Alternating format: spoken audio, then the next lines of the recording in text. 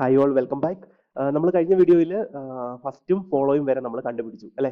നമ്മുടെ തന്നിരിക്കുന്ന ഗ്രാമർ ഇതായിരുന്നു നമുക്ക് തന്ന ഗ്രാമർ. ഈ ഗ്രാമർ റൂൾസ് വെച്ചിട്ട് നമ്മൾ ഫസ്റ്റും ഫോളോയും നമ്മൾ കണ്ടുപിടിച്ചു അല്ലേ കഴിഞ്ഞ വീഡിയോ. അപ്പോൾ കഴിഞ്ഞ വീഡിയോ കാണാത്തവർ അതൊന്ന് കാണുക, അതിന്റെ ഫസ്റ്റ് ഫോളോ എങ്ങനെ കണ്ടുപിടിച്ചു എന്നുള്ളത് കാണുക. ഇനി നമ്മൾ ഫസ്റ്റും ഫോളോയും കിട്ടിക്കഴിഞ്ഞ് കഴിഞ്ഞാൽ നമ്മൾ എന്താ ചെയ്യേണ്ടത്? പ്രെഡിക്റ്റീവ് പാസ്റ്റ് ടേബിൾ നമുക്ക് ക്രിയേറ്റ് ചെയ്യാം അല്ലേ? അപ്പോൾ അങ്ങനെയാണെങ്കിൽ നമ്മുടെ ആദ്യത്തെ നമ്മുടെ ഫസ്റ്റ് പ്രൊഡക്ഷൻ റൂൾ ആയത് S tends to A, S tends to arrow, പിന്നെ S tends to open bracket T closed bracket. Okay, ഇനി നമ്മൾ ആദ്യം ഫസ്റ്റ് നോക്കുക. ഫസ്റ്റ് നോക്കുമ്പോഴത്തേക്കിനും ഫസ്റ്റ് സിമ്പിൾ നമ്മൾ എടുക്കുന്ന എസ് ആണ്. ഫസ്റ്റ് നോക്കുമ്പോഴത്തേക്കും എന്താ, എയും ഉണ്ട് ആരോയും ഉണ്ട് ഓപ്പൺ ബ്രാക്കറ്റും ഉണ്ട്. സോ എയുടെ അടിയിൽ നമ്മൾ എന്ത് ചെയ്യണം? എസ് ടെൻസ് ടു എ കൊടുക്കണം. ആരോയുടെ അടിയിൽ നമ്മൾ എന്ത് ചെയ്യണം? ഈ എസ് ടെൻസ് ടു ആരോ കൊടുക്കണം. പിന്നെന്താണ്, ഈ ഓപ്പൺ ബ്രാക്കറ്റിന്റെ അടിയിൽ നമ്മൾ എസ് ടെൻസ് ടു ടി കൊടുക്കണം. ഓക്കെ, അപ്പൊ ഞാൻ നോക്കുവാണെങ്കിൽ എന്താണ്, എയുടെ അടിയിലാണ് നമ്മൾ എന്ത് ചെയ്യേണ്ടത്? S tends to A. Okay, കാരണം ഫസ്റ്റിനകത്ത് നമുക്ക് എ ഉണ്ട്, എയും ഉണ്ട് ആരോയും ഉണ്ട് ഓപ്പൺ ബ്രാക്കറ്റും ഉണ്ട്. ഓക്കെ, അപ്പൊ നമ്മൾ എസ് ടെൻസ് ടു എ എന്നുള്ളത്, അതായത് ഏറ്റവും ആദ്യത്തെ ഇതുണ്ടല്ലോ, ഇത് നമ്മൾ എയ്ക്ക് അടി വേണം കൊടുക്കാൻ. ഓക്കെ, അപ്പൊ അങ്ങനെയാണെങ്കിൽ ഞാനിവിടെ കൊടുത്തു എസ് ടെൻസ് ടു എ എന്നുള്ളത് കൊടുത്തു. ഇനി നമുക്ക് ആരോയുടെ അടിയിൽ നമ്മൾ എന്ത് വേണം? ആരോയ്ക്കടിയിലാണ് നമ്മൾ എന്ത് ചെയ്യേണ്ടത്? നമ്മുടെ ഈ എസ് ടെൻസ് ടു ആരോ എന്നുള്ളത് നമ്മൾ കൊടുക്കേണ്ടത്. ഓക്കെ, അപ്പൊ ഞാൻ ആരോയ്ക്കടിയിൽ നമ്മൾ എസ് ടെൻസ് ടു ആരോ നമ്മൾ കൊടുക്കുകയാണ്. എസ് ടെൻസ് ടു ഈ ഒരു ആരോ സിമ്പൽ.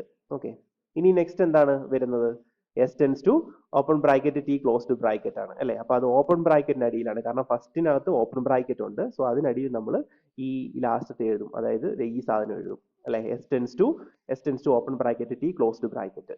ഓക്കെ, അത് ഓപ്പൺ ബ്രാക്കറ്റിന്റെ അടിയിലാണ് എഴുതുന്നത്. എസ് ടെൻസ് ടു ടി അല്ലെ? Open bracket T closed bracket. Okay, ഇത് ഓപ്പൺ ബ്രാക്കറ്റ് ആണ്, ടി ക്ലോസ്ഡ് ബ്രാക്കറ്റ്. ഓക്കെ, അപ്പൊ ഇനി നെക്സ്റ്റ് എന്താണ്? ഇനി നമ്മൾ ടി ആണ് ചെയ്യേണ്ടത് അല്ലെ? ഇനി ടിയുടെ കാര്യം നോക്കിയാൽ എന്താണ്? ടിയുടെ കാര്യം നോക്കുവാണെങ്കിൽ T tends to S T dash ആണ് അല്ലെ? എസ് ടി ഡാഷ് ഇതാണ് നമ്മുടെ പ്രൊഡക്ഷൻ. ടിക്ക് അത് എവിടെ? ഇത് തന്നെ എയുടെ അടിയിലും ഈ ആരോയുടെ അടിയിലും ഓപ്പൺ ബ്രാക്കറ്റിന്റെ അടിയിലുമാണ് നമ്മൾ T tends to S T dash എഴുതുന്നത്.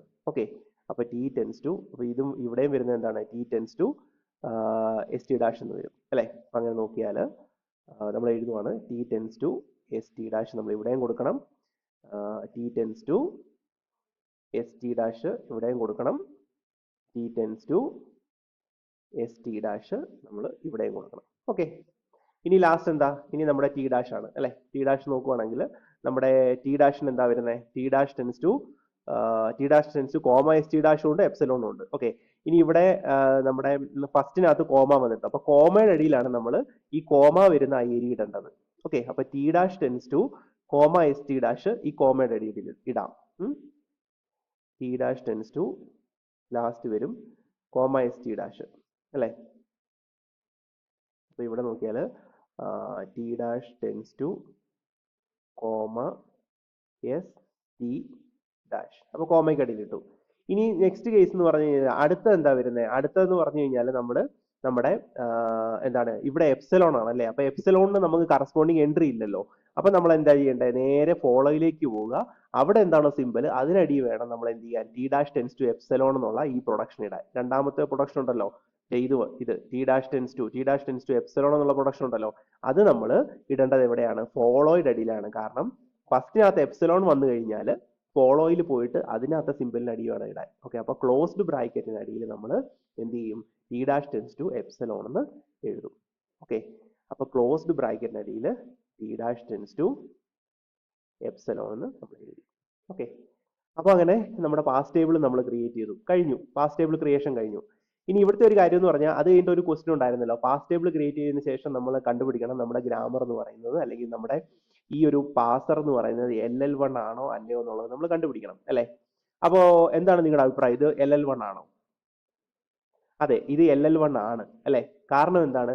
നിങ്ങൾ എല്ലാ സെല്ലും എടുത്തു നോക്കിയേ, ഈ എൻട്രി വന്നിട്ടുള്ള എല്ലാ സെല്ലും എടുത്തു നോക്കിയാലും എന്താ, ഒരേ ഒരു പ്രൊഡക്ഷൻ റൂൾ മാത്രമേ എല്ലാ സെല്ലിനകത്തും വരുന്നുള്ളൂ. ഓക്കെ, അതുകൊണ്ട് നമുക്ക് പറയാൻ പറ്റും നമ്മുടെ ഈ ഒരു പാസ് ടേബിൾ അല്ലെങ്കിൽ ഈ ഒരു പാഴ്സർ എന്ന് പറയുന്നത് LL1 പാഴ്സർ ആണെന്ന് നമുക്ക് പറയാൻ പറ്റും. ഓക്കെ, അപ്പൊ നമ്മുടെ പാഴ്സർ എന്ന് പറയുന്നത് LL1 പാഴ്സർ ആണ്. ഓക്കെ, കാരണം എന്താണ്? എല്ലാ ഈ എൻട്രി വന്നിട്ടുള്ള എല്ലാ സെല്ലിനകത്തും ഓരോരോ ഒറ്റ പ്രൊഡക്ഷൻ റൂൾസ് മാത്രമേ വന്നിട്ടുള്ളൂ. ഒന്നിൽ കൂടുതൽ പ്രൊഡക്ഷൻ റൂൾ ഇവിടെ വന്നിട്ടില്ല. ഓക്കെ, ഒന്നിൽ കൂടുതൽ പ്രൊഡക്ഷൻ റൂളുകൾ വരുവാണെങ്കിൽ എന്താണ്, അത് LL1 അല്ലായിരിക്കും. പക്ഷെ ഇവിടെ LL1 ആണ്. ഓക്കെ, എല്ലാ സെല്ലിലും ഒറ്റ പ്രൊഡക്ഷൻ റൂൾ മാത്രമേ വന്നിട്ടുള്ളൂ. അതുകൊണ്ട് എന്താണ് നമ്മുടെ പാഴ്സർ എന്ന് പറയുന്നത് LL1 പാഴ്സർ ആണ്. ഓക്കെ, അപ്പൊ ഇതാണ് നമ്മുടെ പാഴ്സർ LL1 ആണോ അല്ലയോ എന്നുള്ളത് നമ്മൾ കണ്ടുപിടിക്കുന്നതിനുള്ള ടെക്നിക്ക് എന്ന് പറയുന്നത്. ഇനി നമ്മൾ എന്ത് ചെയ്യണം, നമുക്കൊരു ഇൻപുട്ട് സ്ട്രിങ് തന്നിട്ടുണ്ട്. ആ ഇൻപുട്ട് സ്ട്രിങ് ഈ പാഴ്സർ അക്സെപ്റ്റ് ചെയ്യുമോ എന്നുള്ളതാണ് നമ്മൾ നോക്കേണ്ടത്, അല്ലെ? അപ്പൊ ഇനി നമ്മൾ നെക്സ്റ്റ് നോക്കാൻ പോകുന്നത് നമ്മുടെ പാഴ്സർ ഈ തന്നിരിക്കുന്ന ഇൻപുട്ട് സ്ട്രിങ് അക്സെപ്റ്റ് ചെയ്യുമോ ഇല്ലയോ എന്നുള്ളത് നമ്മൾ നോക്കാൻ പോവുകയാണ്. ഓക്കെ, അപ്പൊ അത് നമ്മൾ നമ്മുടെ നെക്സ്റ്റ് വീഡിയോയിലാണ് നോക്കുന്നത്. Thank you.